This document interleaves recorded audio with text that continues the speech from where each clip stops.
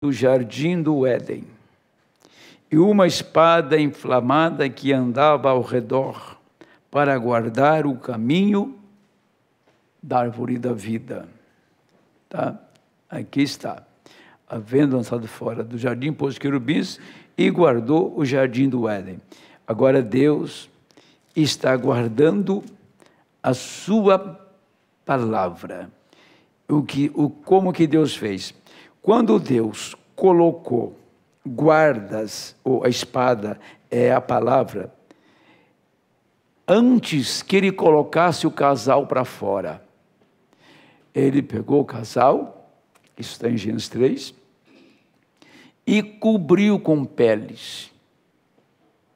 Quando ele cobriu o casal com peles, que tinha cumprido o requisito de morte, porque tinha um animal morto e a pele os cobriu da nudez, agora Deus pôs ele para fora. Mas quando Deus pôs Adão para fora, ele já deixou um caminho de volta. Agora a espada guardou a palavra, até que um dia esse caminho seria aberto novamente. A espada deixaria de guardar o caminho da árvore da vida para a semente eleita, bem claro. Foi quando, no apagar das luzes do tempo, que é o nosso tempo, Deus abre a sua palavra, revela os mistérios que estavam ocultos desde o tempo da eternidade, e o Cordeiro vem dando de volta, colocando em nossa mão, tá? Colocando em nossa mão o livro que Adão perdeu. Então, quando falamos que o livro voltou para a mão do seu dono original, e Jesus, quando Adão caiu, e Jesus conquistou esse livro, ele não conquistou para ele, porque ele é o livro. Ele é o livro. Ele conquistou o livro para os seus eleitos. Conquistou o livro para a igreja. Quando ele conquistou o livro, aí ele abre o livro. Por que ele não fez nos dias de Moisés, nos dias de Samuel, nos dias de Davi? Por que ele não fez durante as eras da igreja? Ele fez isto no tempo final. Porque foi no princípio que o homem caiu e no fim ele levantaria o homem. Então ele abrindo o livro e colocando em nossa mão aquilo que Adão tinha perdido, então a árvore da vida foi livre, o homem teve acesso para voltar a comer da árvore da vida. Mas até então aqui, quando tinha um cordeiro morto e Adão estava revestido com a pele do cordeiro para não mostrar sua nudez, até ali nós vamos encontrar que ali tinha um trono de julgamento. Enquanto não cumprisse esta sentença, o homem não voltava para o seu lugar. Vamos ler Romanos agora, capítulo 4.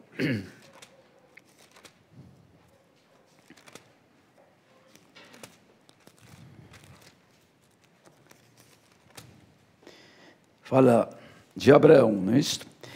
Que diremos, pois, ter alcançado Abraão, nosso pai, segundo a carne?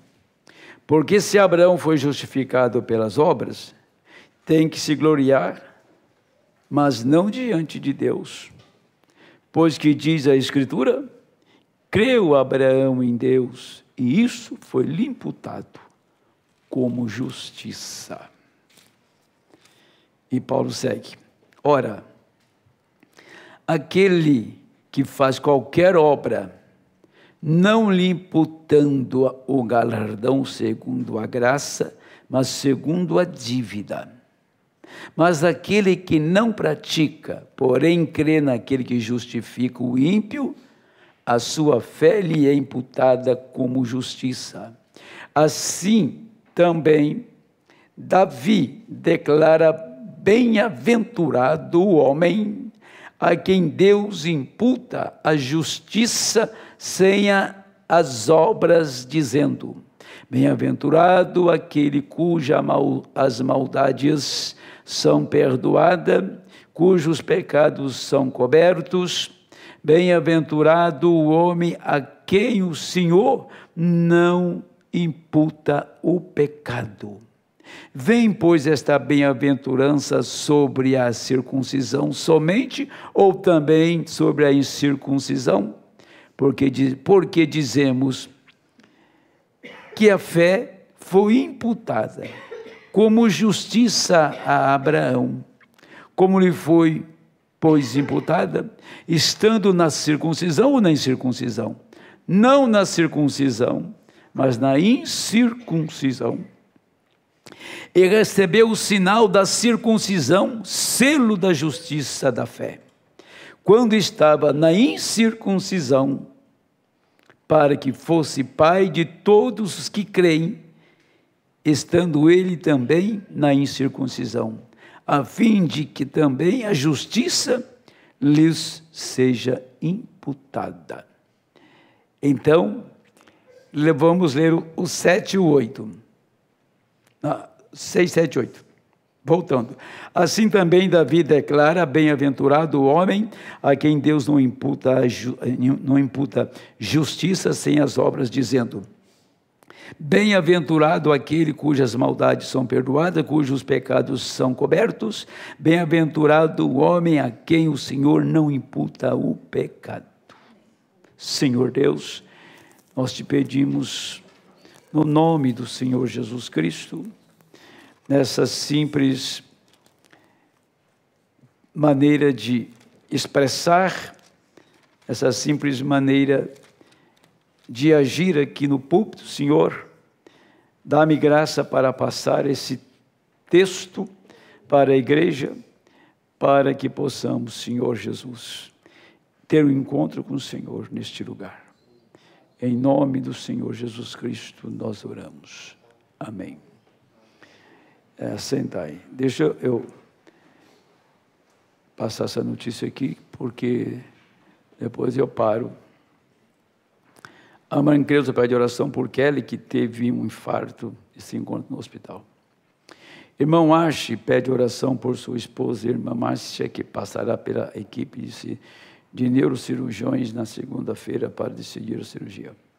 Irmão Antônio pede oração por seu filho Fernando, que está com dependência alcoólica. Oremos depois, irmão Denilson mesmo. Veja bem, quero entrar logo no assunto aqui.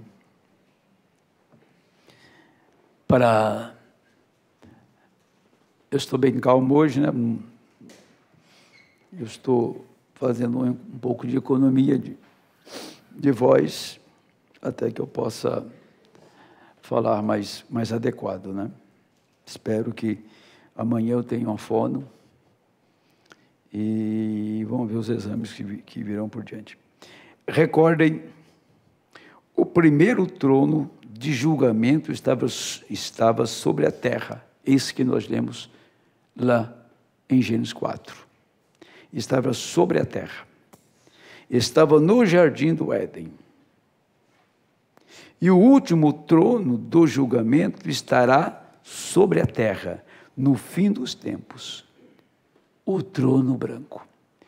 Deus faz as coisas de uma maneira coerente. Se o homem foi julgado aqui, porque ele estava perdido, e Deus teve um recurso para salvar o homem, então o trono do julgamento final também é na terra. É aqui que sai o julgamento do trono branco. Mas quando Jeová desceu, eu posso imaginar que lá não havia nem mesmo uma estrela para brilhar. Estava tão escuro naquele pequeno jardim que uma vez era tão claro, o pecado havia manchado aquilo e havia tirado a luz do meio deles. Quando o Senhor Jesus Cristo morreu, quando ele foi crucificado, todos os astros apagaram suas luzes. Houve trevas sobre a terra. Até que eles ouviram o grito no Calvário, na cruz: está consumado. Quando o homem caiu no jardim, o pecado é um anestésico. Escureceu todo o jardim. Quando o Senhor desceu no jardim, estava tudo escuro. O pecado tinha entrado no jardim. E qual foi o pecado no jardim? Foi o pecado da soberba da vida, da concupiscência dos olhos e da soberba e da concupiscência da carne. Eva caiu por essas três coisas. Primeiro, ela tinha que esperar pelo seu marido, ela não esperou. Segundo, aos olhos, aquilo era formoso e bom. Terceiro, era um prazer que ela não tinha experimentado na carne. Paulo falou dessas três coisas: concupiscência da carne, soberba da vida e concupiscência dos olhos. Esse era o pecado do jardim. Por que hoje nós estamos enfrentando o que nós estamos enfrentando? Não chegou em nosso meio. Mas só uma coisa que quero dizer, vou só dizer, não vou dizer aonde é, tá? Teve um professor de escola dominical, de uma igreja, de uma porção boa de criança. E ele é extremamente de esquerda,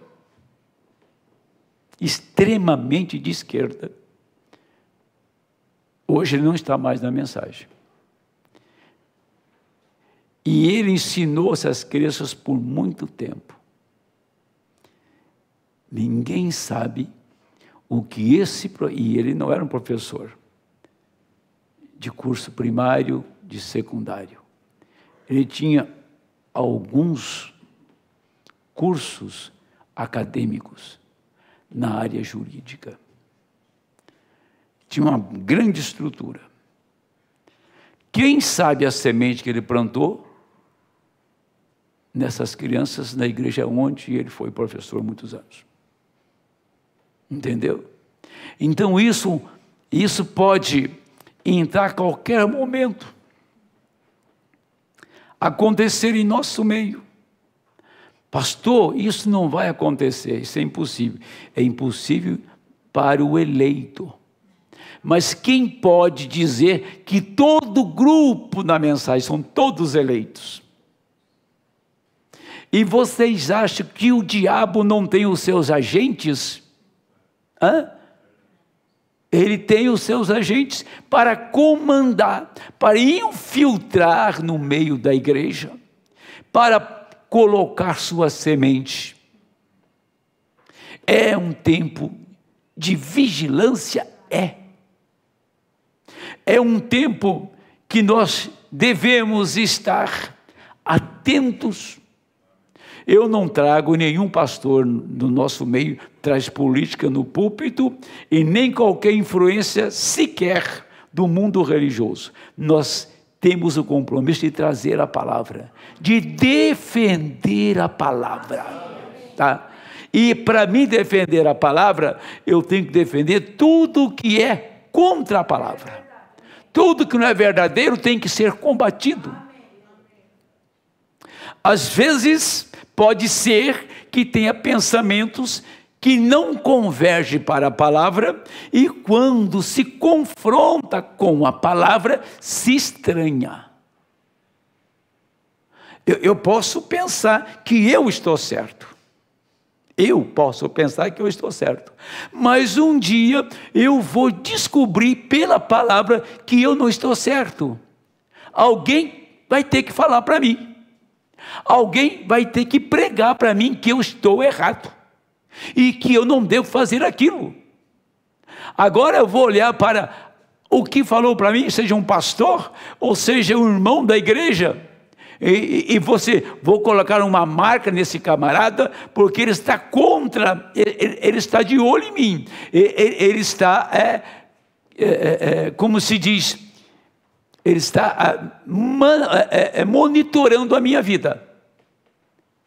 Quer dizer que então eu estou levando isto para um confronto, para uma contenda, quando o Espírito do Senhor me advertiu que eu não devia mais fazer aquilo.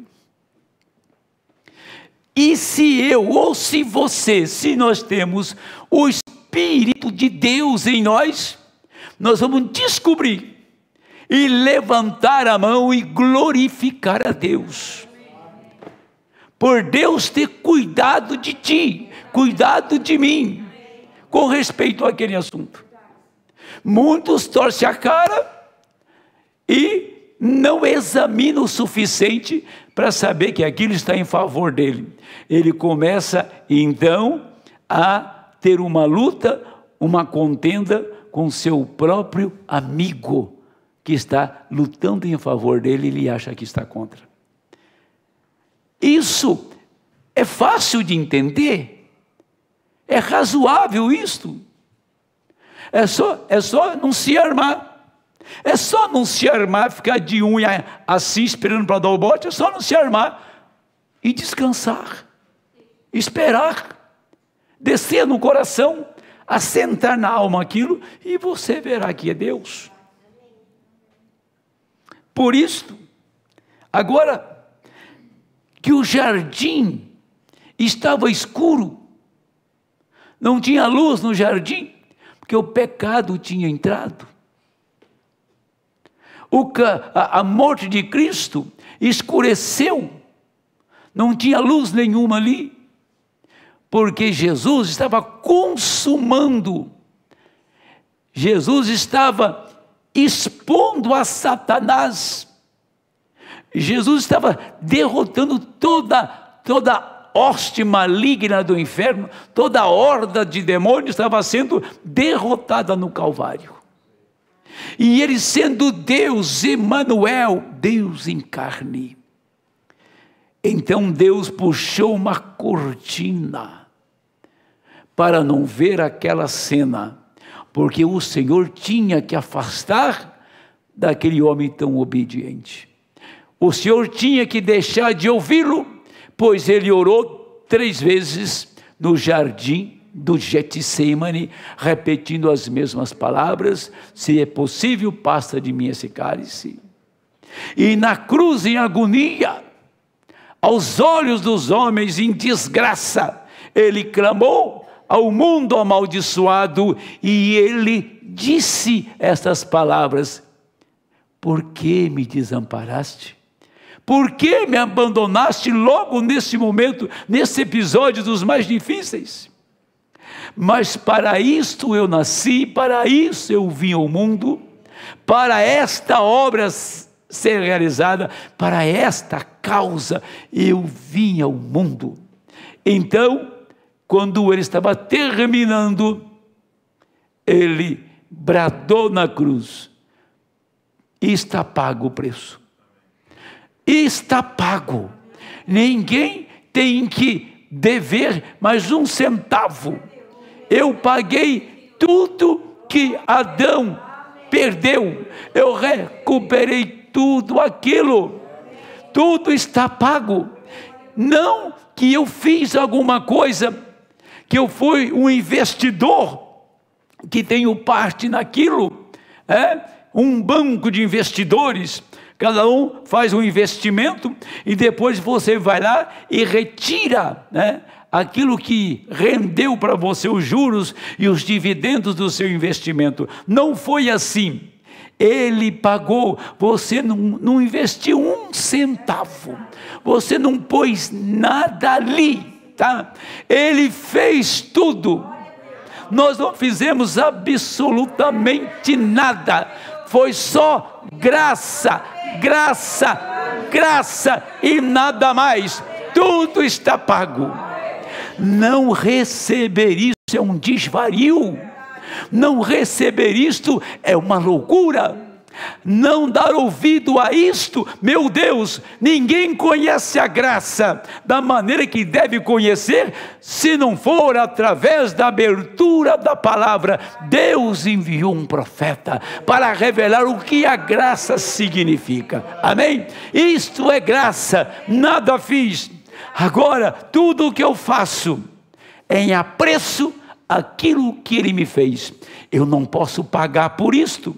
Por isso eu clamo ao meu Deus, que me dê graça para fazer alguma coisinha para Ele, nesta vida curta que eu tenho aqui, nesta maneira tão limitada que as minhas mãos são, desta maneira tão pequena que eu sou. Eu quero, meu Deus, fazer alguma coisinha aqui. Eu quero fazer a obra do Senhor.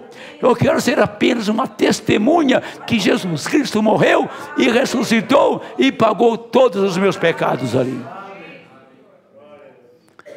Deixa eu prosseguir. Eu gostaria de falar até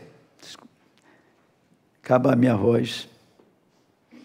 Pois bem, este é o problema com as igrejas hoje. Este é o problema com as pessoas hoje. O pecado tem manchado a luz do Deus vivo para mostrar que Cristo continua o mesmo ontem, hoje e eternamente.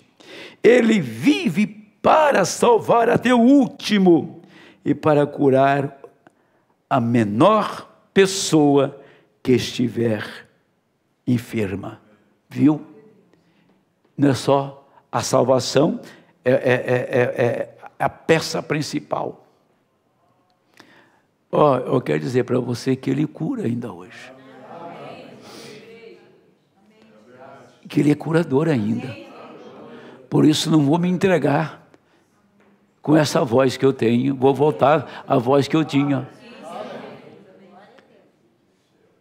Eu não tenho dúvida que se Deus não tivesse colocado a mão no meu problema cardíaco, eu já era um homem morto. Se eu estou aqui em pé, foi a graça. E vou prosseguir pela graça. Quer dizer, Ele está dizendo que Ele cura aí. A graça te cura. Se as pessoas não são curadas, porque elas não creem de maneira correta, não recebe de maneira correta, Ele cura nesta noite qualquer doença. Senhor, mas eu não mereço a cura. Se você fizer por merecer, você vai morrer podre de câncer. Você não merece nada, não merecemos nada. Ele fez isso desprovido de qualquer interesse, desprovido de qualquer interesse ou lucro. Ele apenas quer te curar, Ele apenas quer te libertar, Ele apenas quer te dar vida, Ele apenas quer te levantar, Ele apenas quer te levar para a casa onde Ele está. Então não há doença que Ele não cure, mas precisa de um canal de fé. Um canal de fé. Alguém que possa atingir o ponto da coisa ali. Não há nada que Deus não faça.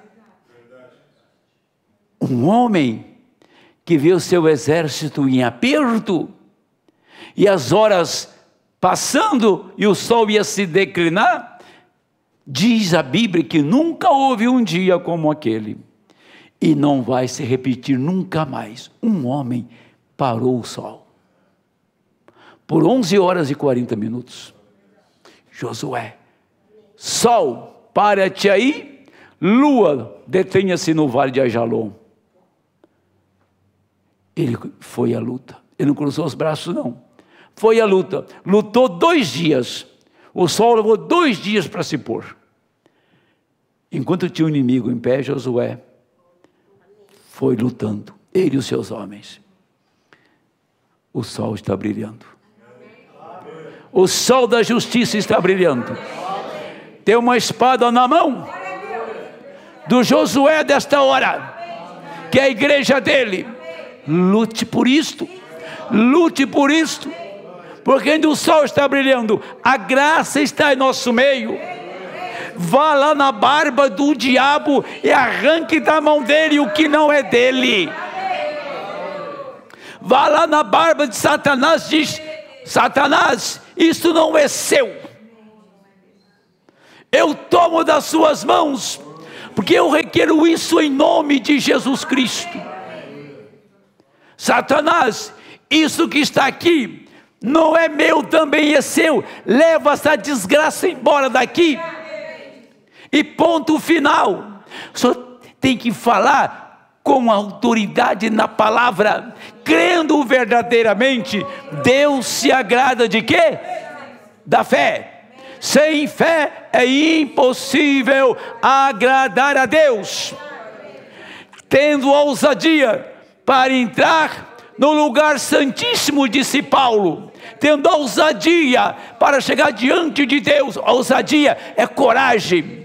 Ousadia é determinação. Senhor, eu creio, meu Deus, em nome de Jesus Cristo, que nada vai ficar diante de mim. Nós temos tantas coisas que nos atrapalham, tem tantas coisas que cruzam o nosso caminho, tem tantas coisas que nós embaralhamos com ela, por causa da nossa condição humana. Saia daquilo que é humano, saia daquilo que é natural, entre para a esfera sobrenatural. Entre no campo do sobrenatural, chame por Ele, clame por Ele. Ele ainda tem a misericórdia estendida. A graça ainda está disponível.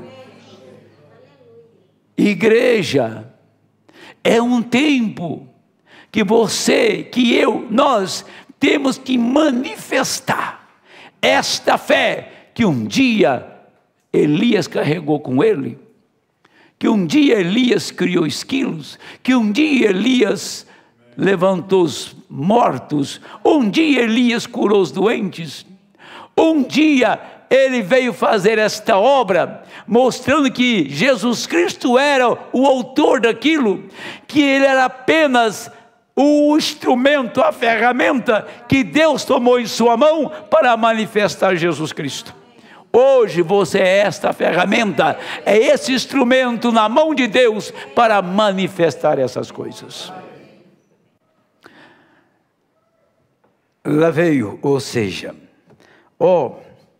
como foi terrível aquela manhã. A escuridão pairava no jardim. Eu imagino uma sombra de pano preto. Penso também que nenhuma folha se moveu. Não havia nenhum vento soprando. Havia trevas. Estava terrível, porque o pecado havia manchado. Lá veio Jeová descendo como um estrondo de um trovão, andando através do jardim, chamando Adão. Onde estás tu?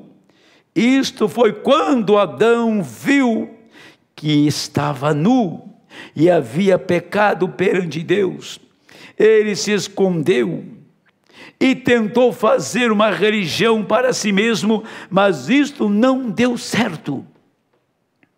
Deus matou uma ovelha, tirou a pele e mostrou que algo tinha que morrer para cobrir o pecado.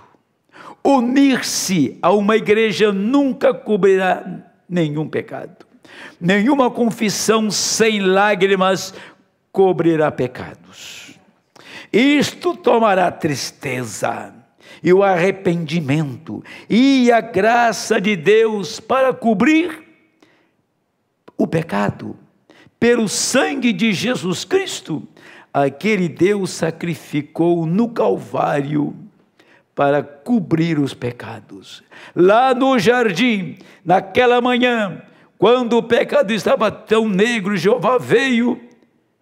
Lá estava o seu casal de pé, condenado. Lá não havia mais nenhuma raça humana. Eles tinham que morrer. Morte sobre a raça humana daria o mundo de volta às bestas selvagens, e lá não haveria nenhuma raça humana. Mas aquela hora de escuridão, aquele tempo quando todas as esperanças haviam se desvanecido, a graça veio se derramando e disse: eu lhes darei um Salvador, um Messias. É de se admirar como Deus pôde fazer isso. A sublime graça de Deus no jardim do Éden. Eu lhes dou a promessa de um justo, o qual poderia vir através de uma mulher. A semente da mulher ferirá a cabeça da serpente, a culpada, e tu lhes ferirás o calcanhar, para mostrar que lá haveria uma aflição para a igreja. Mas ele prometeu um triunfo, o que proveu um Salvador, a graça. O que poderia eles mostrar para merecer graça? O que poderiam eles mostrar para fazê-lo? Uma expressão do exército que diz: cada um passou para o outro a responsabilidade. A mulher que me deu do fruto, eu comi. A mulher disse: a serpente me enganou e eu comi. Ninguém assumiu a responsabilidade. Um transferiu para o outro a responsabilidade. Jesus não transferiu nada para ninguém. Ele fez. Ele não disse assim: você pecou demais, moço, para você eu não posso fazer. Olha, moça, você pecou demais, não tem como resolver o seu caso. Não há caso que seja diante dele impossível, insolúvel. Ele veio definitivamente para resolver o seu caso. E o seu caso era sério, era uma condenação eterna. Satanás o tinha preso em correntes infernais. Satanás tinha direito sobre você. Ele tinha direito. Até então, nenhuma mulher tinha colocado um filho no ventre. Nenhuma mulher tinha trazido sangue humano. O sangue de Eva e de Adão era um sangue criado pela palavra. Mas dentro de Eva agora tinha um sangue de um homem que não era a palavra, que era uma mentira. E nós nascemos de uma mentira, nascemos de um engodo, de um erro, nascemos do pecado. Nada em nós pode ser salvo a não ser a sua alma, que é eleita e redimida. Nada. Isso nos tira completamente do jogo de qualquer vanglória e de qualquer participação humana. Tem que ser o ser divino. O ser divino, ele veio num tempo que você pôde ouvir, uma hora que você pôde aceitar. Foi no momento exato que ele cruza o seu caminho e você pode receber. Não é uma outra era, não é uma era passada. Neste tempo é o seu tempo, é a sua hora, é o seu dia. Jeová, ele veio no Calvário, entregou a sua vida e agora resgatou a minha. Nada nós fizemos. Ele fez absolutamente tudo. O que eu vou fazer agora é me entregar nas suas mãos e fazer algo por Ele. Amém. Isso é graça.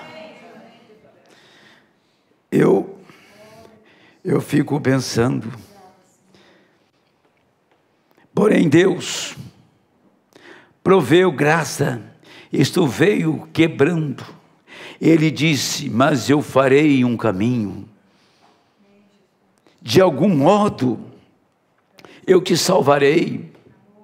Indiferente a isso, vocês erraram, vocês transgrediram minhas leis, e minhas leis têm que existir, e os julgamentos de minhas leis têm que ser executados. Portanto, tem que haver morte, porque eu tenho dito morte. O julgamento proferido por Deus, que tinha que morrer, caiu em uma pessoa: Jesus Cristo.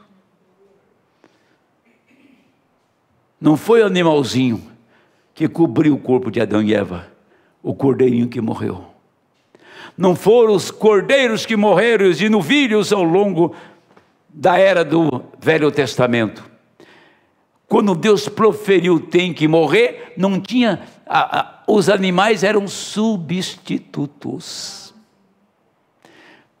Até o tempo que viesse um julgamento.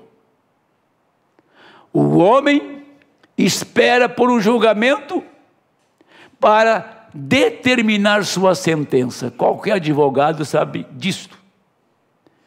Você comete um crime e chega um tempo que você vai a julgamento para determinar sua sentença por um juiz, por um promotor, um advogado de defesa e outro advogado que está ali para esse serviço.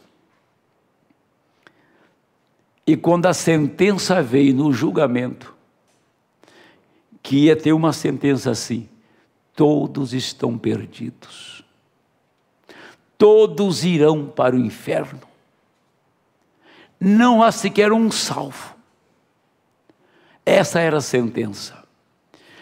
Teve um juiz lá no tribunal, sendo ele também o advogado, levantou e bateu o martelo com a peruca branca e disse: eu os declaro inocentes.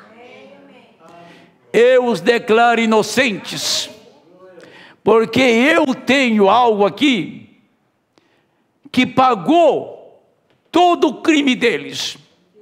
O que foi o que ele tinha? Ele só estendeu o braço e disse: nessas veias tinha o valor deles. Eu paguei com meu sangue. Eles são meus. Eles não devem nada. Amém?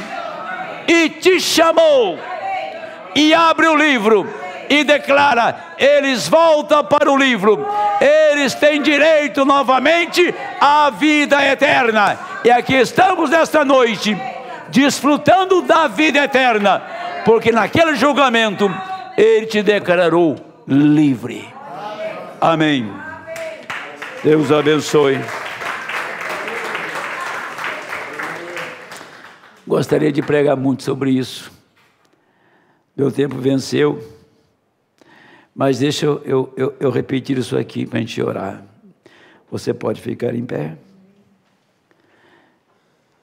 Assim também declara, Davi declara: bem-aventurado o homem a quem Deus não imputa a justiça sem as obras, dizendo: bem-aventurado aquele cujas maldades são perdoadas, cujos pecados são cobertos. Bem-aventurado o homem a quem o Senhor não imputa o pecado.